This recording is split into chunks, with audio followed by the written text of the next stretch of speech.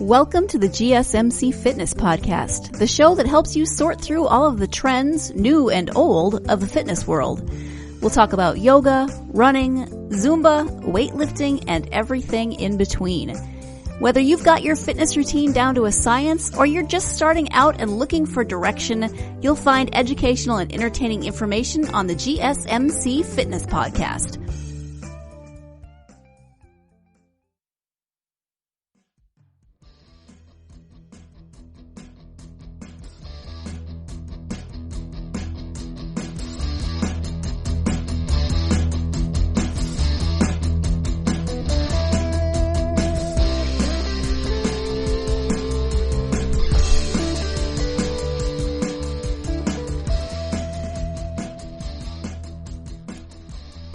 What's up, you guys, and welcome to GSMC Fitness Podcast, brought to you by the GSMC Podcast Network. I'm your host, Cynthia, and happy Wednesday, everyone. I hope you all had a fabulous week since the last time I spoke with you all.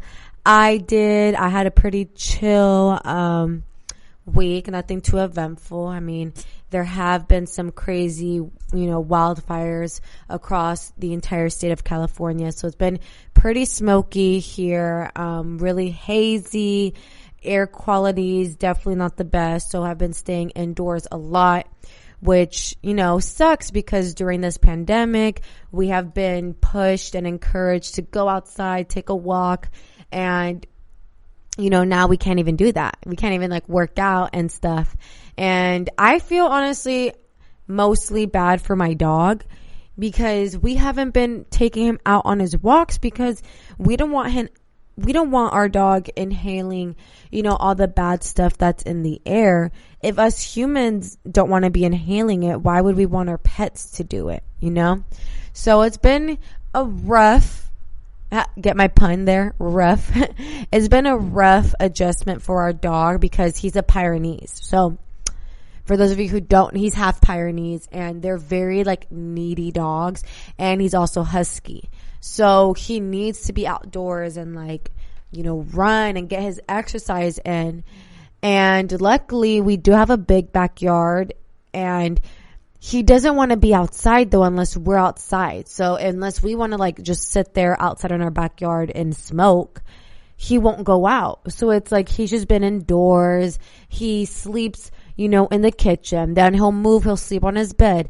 Then he'll move and he'll sleep by the front door. And it's all day long. He's just switching positions and sleeping in different corners of the house. And it's just it breaks my little heart because I'm he should be living his best dog life, running the fields and taking walks every day and getting his daily exercise in. So I low-key get stressed out when he doesn't do anything. I'm my baby boy, you need to be walking, and I don't want you to get chubby. So anyway, but we're safe, we're healthy, we're blessed, so I can't really complain.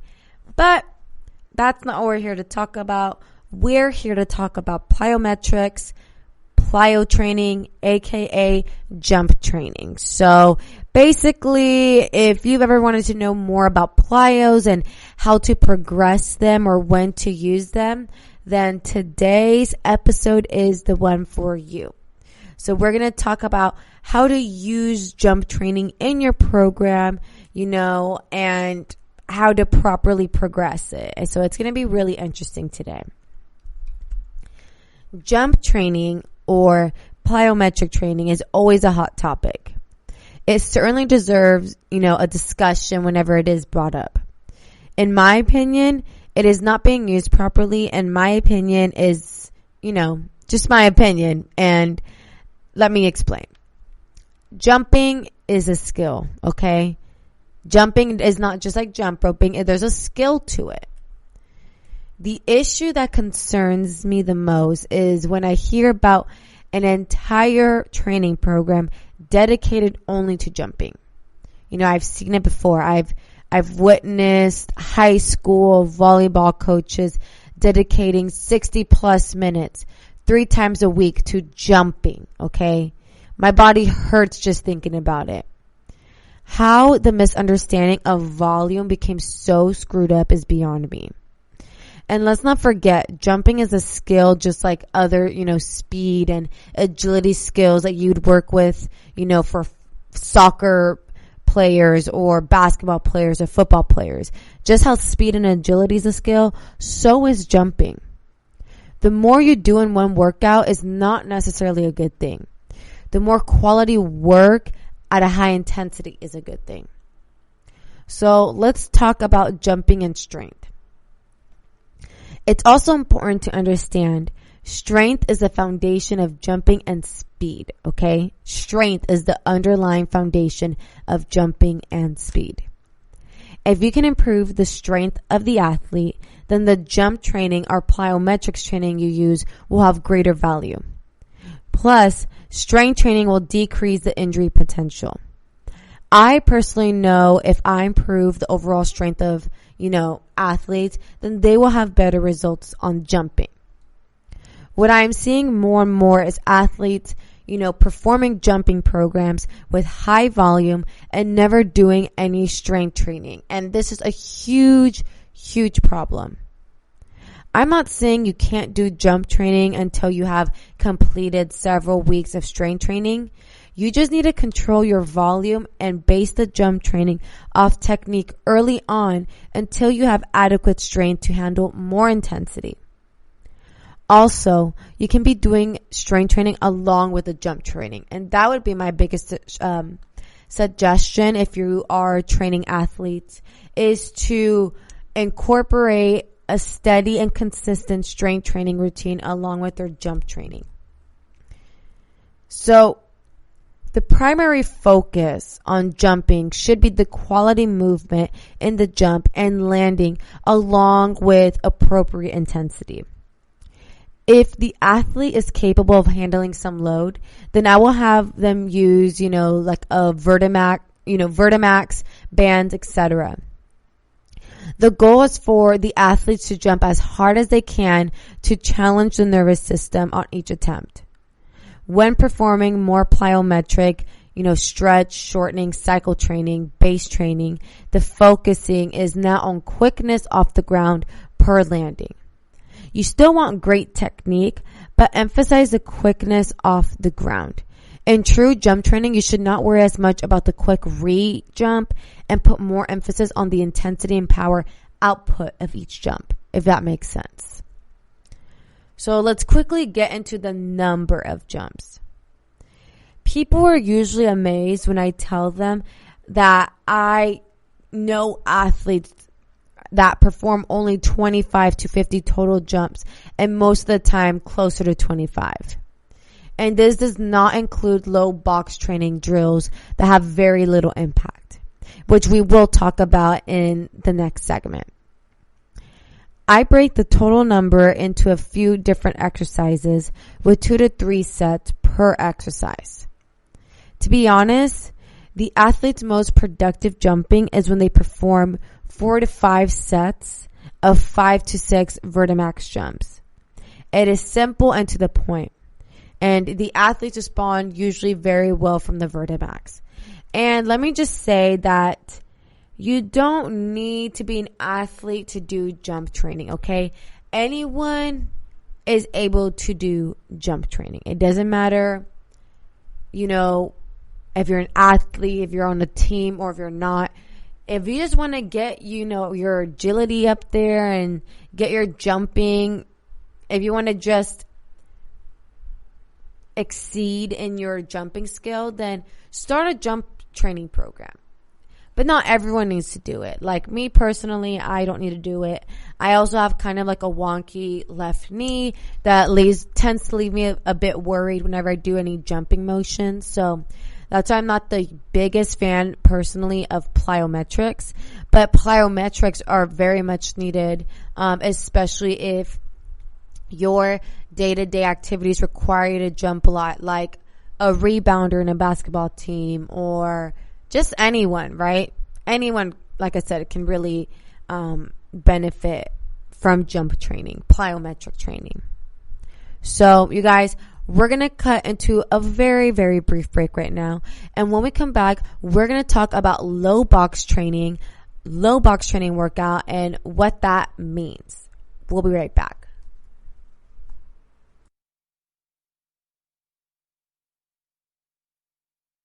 Do you want to be healthier, yet you just don't know what to do? All these shows telling you this and that, but nothing seems to work. Well, listen close. Golden State Media Concepts has got something great for you. The Health and Wellness Podcast, dedicated to workout trends, healthy eating habits, diet, and everything about healthy living. Join us in our banters as we help you not just live life to the fullest, but live it to the healthiest.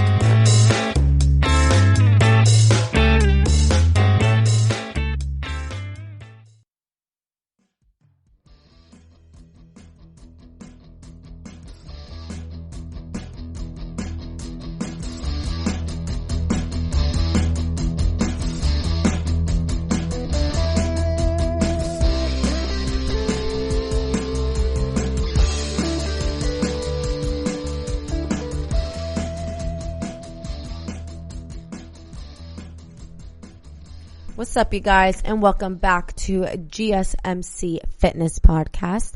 So we're now going to get into low box training and what a low box training workout, consists of. What does it look like?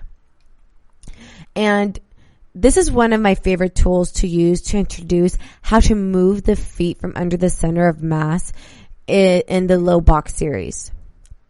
The other great use of low box training is the introduction of quick plyometric exercises.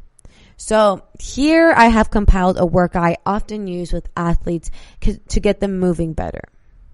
So the first is the Lee Taft warm-up system. Foam roll of some kind. You can use a stick, ball, or roller to reduce the muscle tensionality. Corrective stretching if needed in areas of tightness, or imbalance. Activation turns on posterior chain, hip flexors, and lateral hips, as well a core and upper and lower body. Dynamic movements, slow controlled movements such as elbow lunges, lateral lunge walks, skipping, karaoke, or shuffling. And then balance and stability training using low boxes. So use 4 to 6 inch low box.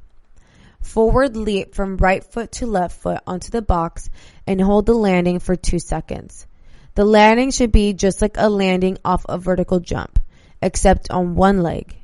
And then you perform 5 reps on each leg. Lateral leap and hold. Same exercise as forward leap, except now you perform it laterally. And then same thing as previously. Perform 5 reps on each leg. Next, we move into the multiple box routine. So use 4 to 8, 4 to 6 inch low inch boxes. Jumps. Start with a controlled jump on and off each box as you travel over all boxes in a row. Hold each landing on and off the box so the coach can check technique. And use proper arm swing and perform 4 times through. Quick jumps. Same routine except jumps are quick off the box and floor and perform 4 times through each box. Hops. This is for athletes prepared for single leg hops. Just like in the jumps, each landing is controlled and held for a moment so technique can be checked, and perform 1 to 2 sets on each leg. Quick hops. Perform 1 to 2 sets of quick hops on and off of each box. Next, we move into short acceleration. Now that the athlete's nervous system is primed and, ready to explode after the low-level quick plyos, we then move and work on acceleration. It is important to note that if there were too many reps performed on the low box plyo exercises, the nervous system might be tired and not be able to fire up. However, the routine above is at a lower level and is great to prepare for the athlete. First, you start with ball drops. So the coach stands 10 to 12 feet, more or less, holding 2 tennis balls out at shoulder level. And when the coach drops one of the balls, the athlete must accelerate and catch it before the C-cone bounce. The coach can have the athlete in various stances, parallel, staggered, facing backward, sideways, half kneeling. Perform a total 12 reps, 4 straight, 4 sideways, 2 each, 4 backward using hip turn. Chase game for acceleration. Put the acceleration skills to work by having a fun but competitive game. So here is one game I like to use to work on acceleration and competition, and I call it Race Through the Gate. So here's how you play. Have 2 athletes stand side by side in a parallel stance, and 2 cones are placed side by side 3 feet apart, only enough room for 1 athlete to get through. On the coach's signal, the athlete must race to see who gets through the gate first. The athlete will need to use their body to get in front of the other athlete. Not illegal pushing or tripping, but contact will occur. And you perform this 5 times. At this point, athletes will be given a short break and then go on to strength training. The focus of the above workout is to use great technique on all scales and be as explosive as possible when required. The slower controlled jumps and landings do not require great explosiveness, just more control. And here's an important low box training tip. Before using the low box training, make sure the athletes understand the technique of jumping and landing. It doesn't matter that the exercises are at a very low level. Technique has to be executed first. For even more exercises with progressions to increase footwork, quickness, coordination, deceleration techniques, and explosive training, check out low box training for speed. So that is my very, very important low box training. So now we're going to be talking about reasons to use low box training, the big why. The other day, some athletes performed low box training as part of their workout, and I can't understand why more coaches and trainers don't use this form of training. So why use low box training? Low box training is something, that's been developed in the early 90s while at a tennis academy in Florida. The reason I used low box training was to help my athletes understand how to reposition their feet underneath their center of mass to decelerate and re-accelerate quicker. The keys were to stay low and simply move their feet around the body. It was amazing to see how athletes started to stay in their stance longer and explode from a low position, or what I like to refer to as stay in the tunnel position. Low box training has so many options to create fantastic coordination skills. So here are some reasons as to why you should use low box training. For deceleration training, for acceleration training, for impulse jumping plyometrics, power jumps, stability, mobility, balance, and coordination training. Low box training is useful for athletes of all ages, and it develops great confidence in the athletes moving their feet. One of my favorite drills, and the first drill I developed with low boxes, is to shuffle toward the box, and as soon as you are close, lift the feet. Don't jump. Flex the hips and knees and decelerate the body over the box. So let me explain further. As soon as you are near the box, you will lift the feet to clear the box. The foot going over the box first lands on the ground on the other side of the box, while the inside or second foot lands softly on the box. The foot that went over the box is way outside the shoulder to replicate a great deceleration-acceleration angle. The key is to not jump. Lift the feet. The progression is to have the athletes learn to stop while doing this drill once they decelerate. The second step is to have them push off the outside leg and shuffle back across the box. The third step is to perform the second phase quicker. So don't stop and shuffle back immediately. These are great drills. The drill I explained is then performed while doing the crossover move. What you will find is that athletes will focus on staying in the correct posture, height, and using proper angles to decelerate. Here's another low box drills. Another skill that I love to perform on low boxes is the multiple box impulse jump and hop series. I line up 6 to 8 boxes that are 4 inches to 6 inches.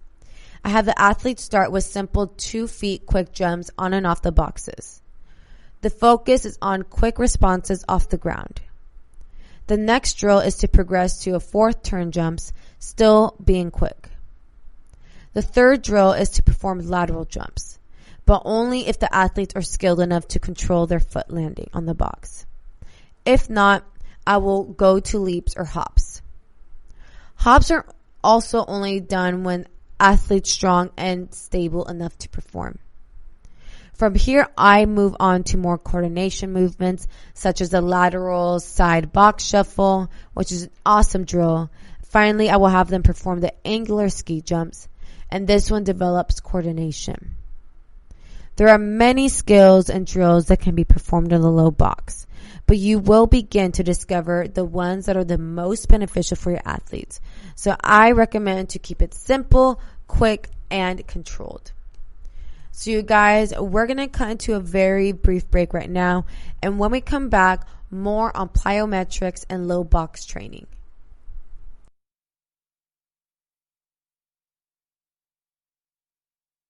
Tired of searching the vast jungle of podcasts? Now listen close and hear this out. There's a podcast network that covers just about everything that you've been searching. Hey! The Golden State Media Concepts Podcast Network is here. Nothing less than a podcast bliss with endless hours of podcast coverage. From news, sports, music, fashion, cooking, entertainment, fantasy, football, and so much more. So stop lurking around and go straight out to the Golden State Media Concepts Podcast Network. Guaranteed to fill that podcast itch. Whatever it may be. Visit us at www.gsmcpodcast.com. Follow us on Facebook and Twitter, and download us on iTunes, SoundCloud, and Google Play.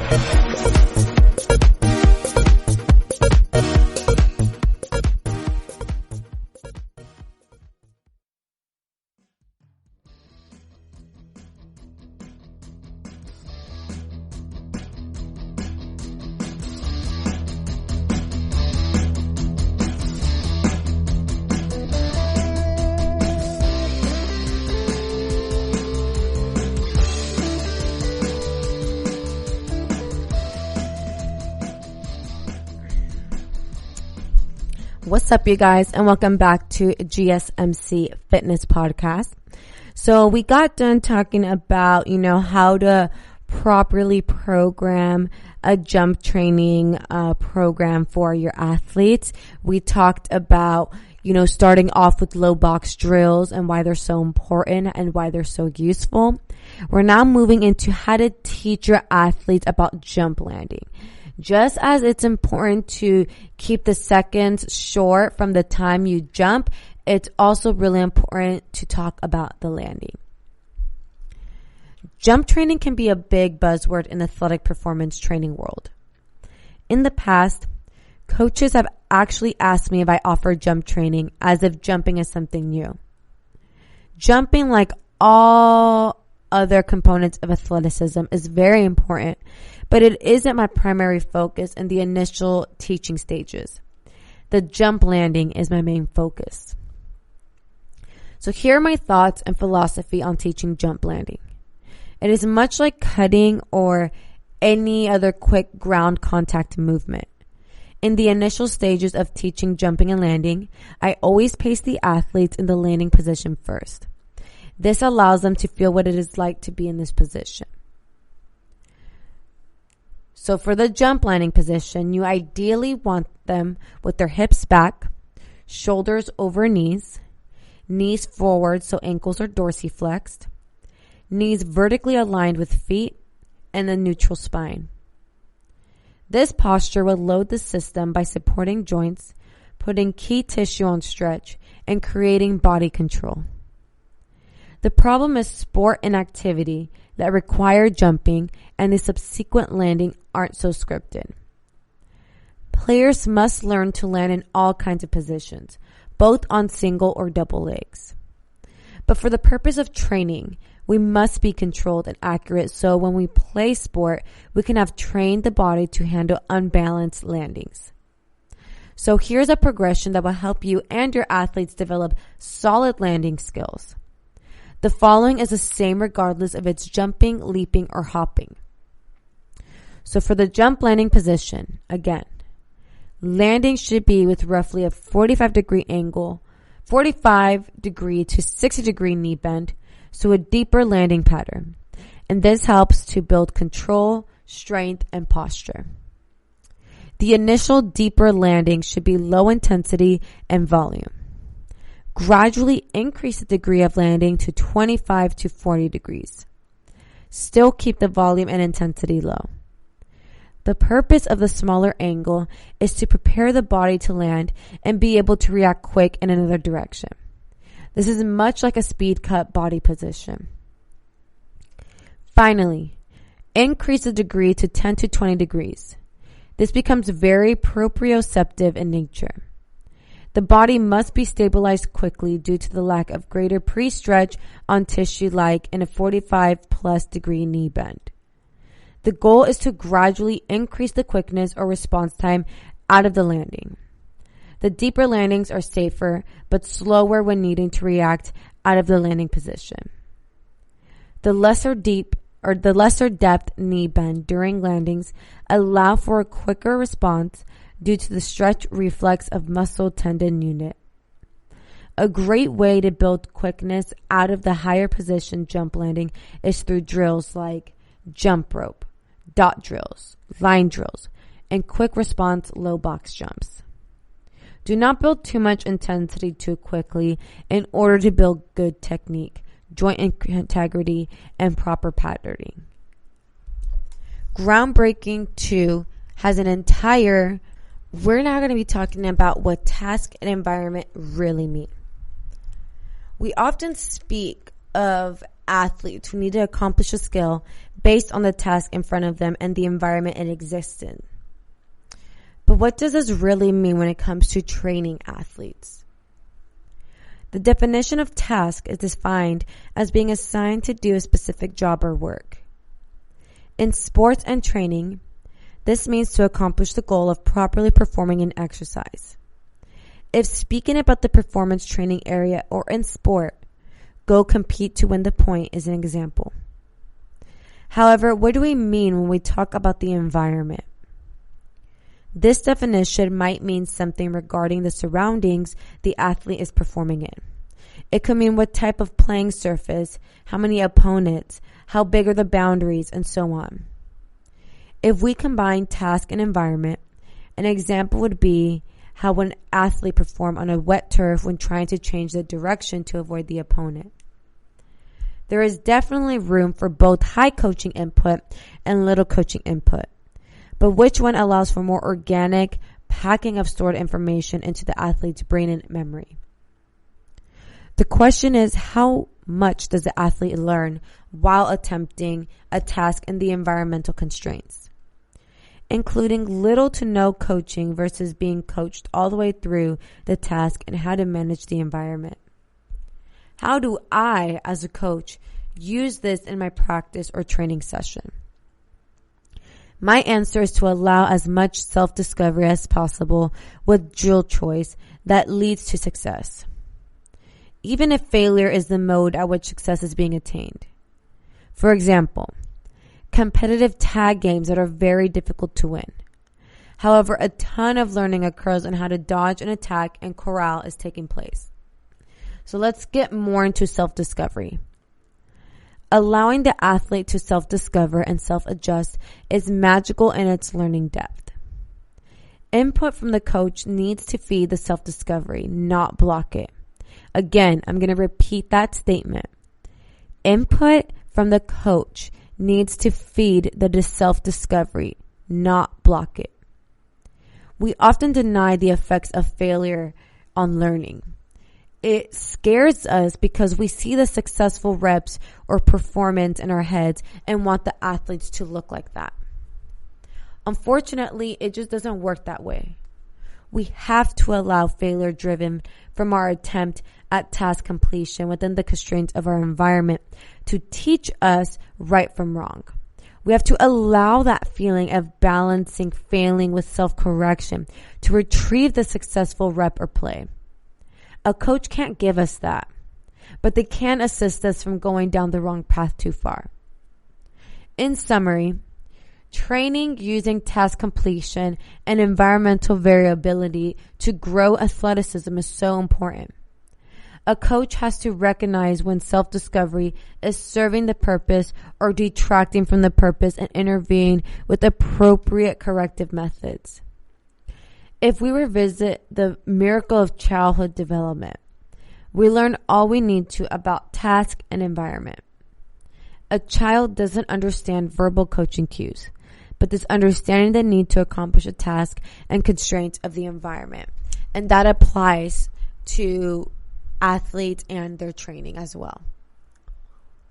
So you guys, that's going to wrap up today's episode here at the GSMC Fitness Podcast. If you like today's talk, please don't forget to like, share, subscribe, comment, all of that good stuff, because that tremendously helps the show. And I'll catch you guys here next week. You've been listening to the GSMC Fitness Podcast, part of the GSMC Podcast Network. You can find this show and others like it at www.gsmcpodcast.com. Download our podcasts on Stitcher, Apple Podcasts, SoundCloud, Google Play, and any app where you listen to podcasts. Just type in GSMC to find all of the shows from the GSMC Podcast Network. From movies to music, from sports to entertainment, from business news to weird news, we cover it all.